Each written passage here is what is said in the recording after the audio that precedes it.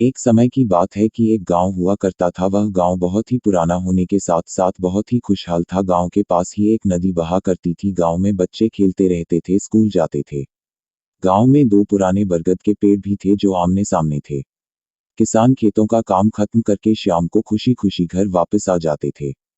किसानों द्वारा बोई गई फसल भी बहुत अच्छी होती थी। बारिश सही समय पर होती थी जिससे गांव में पानी की कमी भी नहीं होती थी।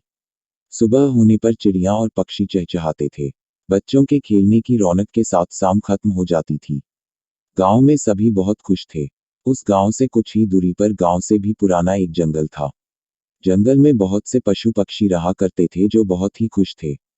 सभी पशु पक्षी आपस में मिलजुल कर रहते थे, बातें करते और गाना भी गाते थे। धीरे धीरे समय बदलता गया। समय के साथ बदलाव भी आने लगे। लोग शहर की ओर आकर्षित होने लगे। गांव में विकास के नाम पर पेड़ों की कटाई होने लगी, पेड़ भी कम होने लगे।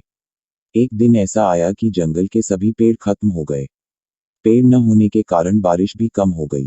गांव में रसायन वाले कारखाने आने लगे। उन कारखानों का दूषित पानी नदी में छोड़ना चालू हुआ।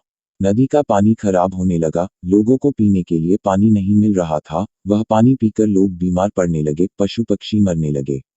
पक्षी गांव छोड़कर जाने लगे। खराब पानी के कारण जमीन प्रदूषित हुई, खेतों में अनाज पैदा होना बंद हो गया।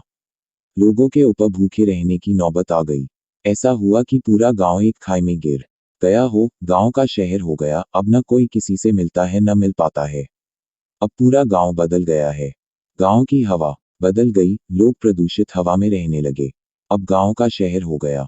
दोस्तों, ये एक छोटी सी कहानी है, लेकिन इससे हमें बहुत बड़ी सीख मिलती है। अगर कहानी अच्छी लगे तो सब्सक्राइब, लाइक और शेयर जरूर करें।